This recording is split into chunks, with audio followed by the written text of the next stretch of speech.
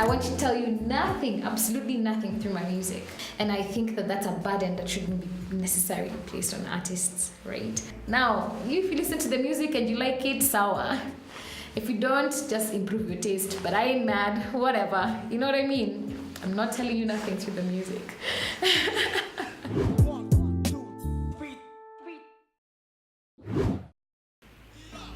So my third studio album is called She. It's 12 tracks. 11 tracks actually make She, and then we had a bonus track which we just love a lot. She, in my opinion, is about women who just decide to save themselves and just to be the hero of the story, right? I didn't intend to write a project about women. I didn't go into the studio thinking, yes, let me write a feminism manifesto. Not at all. The songs just happened, and song by song I came to the realization that the body of work was connected, and I was channeling really stories about women, Kenyan women, global women. I think that women anywhere in the world can hear the songs and understand the ideas. So for the artwork, I really wanted to make something with Michael Soy. I think that he's just such an interesting storyteller, and I have enjoyed watching Michael Soy evolving. And the thought came to us when we were in studio that it would be beautiful, that the artwork would be iconic and representative. It should be an adorned woman, but we wanted it to be mystical and mythological almost. We wanted it to be African without it being, like African dots, or I really wanted to make something that is artistically prolific and representative of woman, the motherboard. And so we talked about it with Soy. I played him 3 songs. He loved it. We had a full day shoot, and that's how the artwork came out. I worked with Focus Photography and Lucy Robbie on the styling. It's a very beautiful shoot. Yeah. My latest video is for a song called No More, and it's this sort of rock, blues, future retro sound, and just this screaming, growling. She's done. And the director for this, Ludovic Demiano, together with my producer Greg, they were really talking about how they could represent that, and they thought that it would be nice to make a timepiece. That's so it's reminiscent and just artistically beautiful. Switzerland is so beautiful in the summer, so we just wanted to use the environment. Actually, the thing that I've really enjoyed by working with Damiano is the fact that concept over money, over gear, concept, and you have enough to make something really beautiful, right? So there was a rundown house. We found the rundown house. There was a field with sunflowers. We found the field with sunflowers. His wife, because it's a video and I didn't have my stylist, and so his wife was a stylist, and her aesthetic is retro, so he wanted to make something that would bring that. And you just find that there's a lot of resource that you have that you don't even realize that you have. And I really enjoyed that video shoot. I collaborated with British artist Simon Wilkinson, and we created Africa's first music video in virtual reality. It's called aVRica. It's available on the Google Play Store.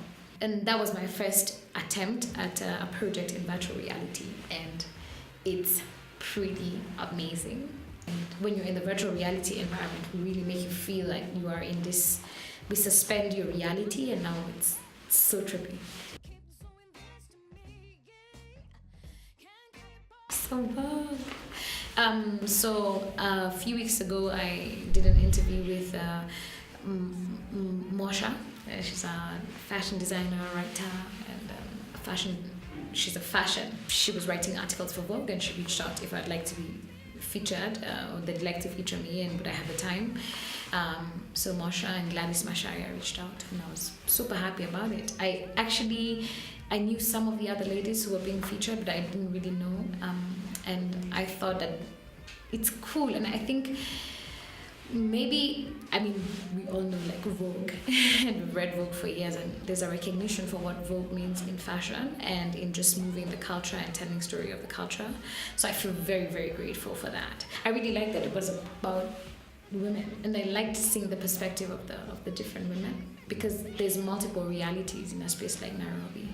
And so when you speak to there's women who, the things that they say, they're not my reality, but I'm curious about. Other women said things that I was like, oh, I have never considered that about that place. So it's others just like open my mind. I'm like, oh, I didn't know that there's that gallery. Wonderful. I want to go. So yeah, I want to tell you nothing through my music.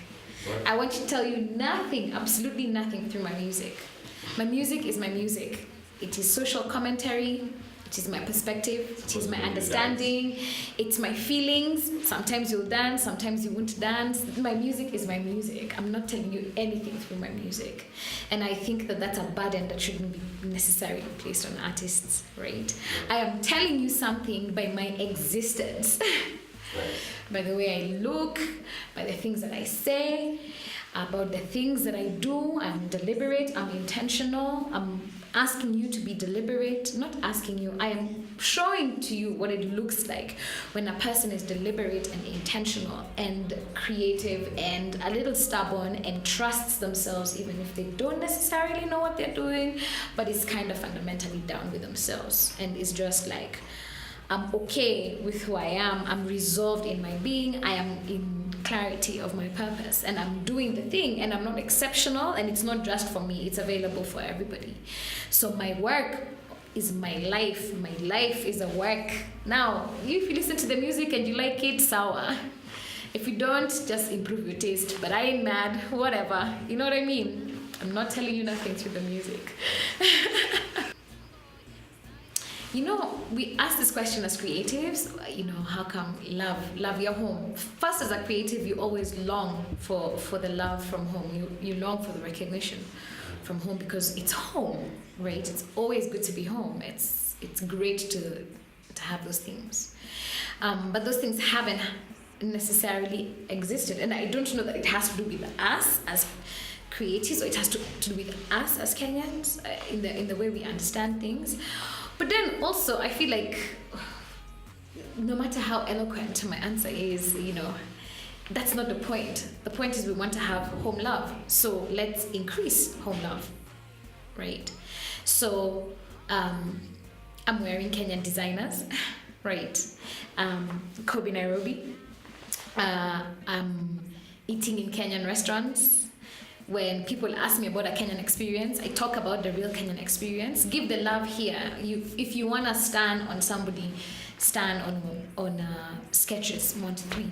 Stand on Osborne Masharia. Stand on these things. They're available. Go on Instagram, find Odrin Goddess. Stand on him instead of just being sort of mindlessly on the internet.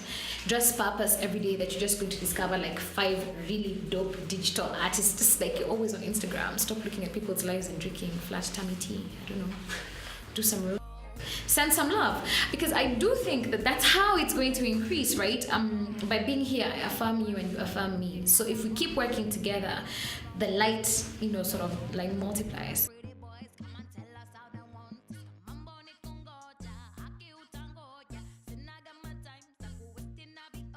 One of the things I enjoy the most is this project we began called aVRica Nouveau. It started in 2015, and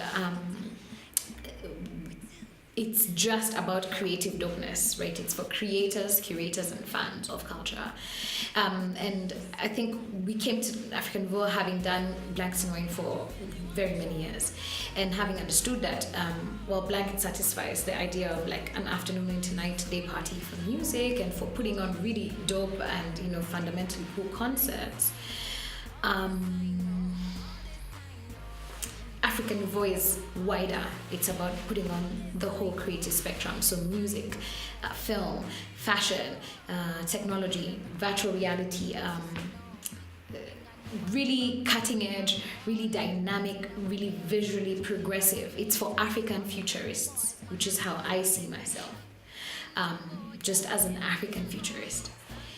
But then we operate in now, the eternal now. So I really love aVRica Nouveau, and the next one is 1st to 3rd of February 2019. And when you guys hear and see our theme, you're going to lose your it's gonna be dope. So, I swear, this is not even hype, just like I'm a creative director, so when you're trying to execute big projects, you have to think in time, and I'm not even thinking in good enough time, because this year I would have had a really great collaborator, but he's going to be busy till November, and I was asking him in June if he could do this thing with us in August. I was already wrong with my time. I have to think in longer time. If you don't plan, it doesn't get done. I think performance is a very highly individualized experience for every performer, because there is what you want to achieve, and then there's what your body can achieve, there's what your vocals can achieve, and so the practice of form, like knowing what your body can do, because I like to move, right? I like movement, so necessarily I have to try. I'm not very good at it, I'm not very consistent with it, but I really try. But that's not everybody's performance style, right? So you have Adele, for example, who just like stands and sings.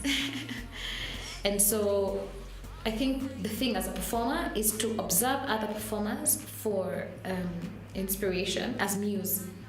So you can pick different ideas from different performers and then test them on yourself and see the one that gives you,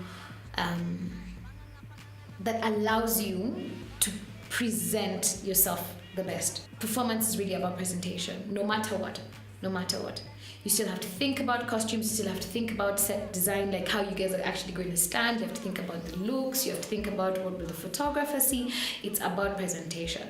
And you can be as creative as you want to be. There's no requirement. I think people think that there's this one way to do it. You don't have to be Beyonce. That's one way of doing it. I sing, so cool, I'm going to sing, I'm going to be in a band with this girl, we're going to sing, yes, but we have to record. Okay, so we have to do the concert and tell all our friends have to come to our concert. All our friends will pay like $200 to come and watch us sing, yes, and then we're going to take the money, and then we're going to go to a studio, and then we're going to go to the studio, and then they're going to say no, then we're going to be like, oh. Then we're going to go to a restaurant and we're going to tell them, can we be singing here on Sundays? And then you're going to start singing, and then because you're good, because you practice all the damn time, but you're also fighting with your mother and you're like poor as hell, and then you decide you can't be this poor, and then like you write a proposal to Nairobi Hospital if you can do manicures for women in the ward, like anything. You think of crazy, ridiculous ideas to figure it out, and then like you find a producer and then you do your thing. Now you have a producer, but now you have to shoot videos. Now what are you gonna do? And so forth and so on. And it's like continuous problem solving, and it's going to come from you.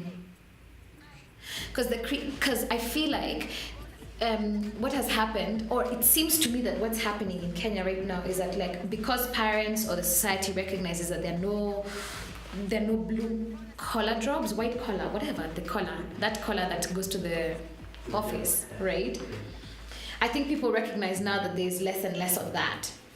So it feels like now people are being told, okay, then do that thing that you want, right? Because also they can see like a Sauti Sol, or they can see like a Fena or a Kali, and they're like, hey, but now a Nameless, look at those guys, it seems to be a real thing. So it's like you're now being allowed, or now you're like doing it because inakaa kama kazi mzuri. And the creative life is not kazi mzuri, it's the creative life, which also happens to produce a living. You're living, you're not working. You're living, it's the doing of the thing that you desire to do. So you don't go to school to learn graphic design to get a job to become a graphic designer. You go to school to learn graphic design because you like drawing, and when you draw, you have very many creative, fun things. And if you keep drawing, what can you draw? Hey, maybe you're going to start drawing a little story. Oh, where am I going to put my story? Maybe it's going to be on Instagram.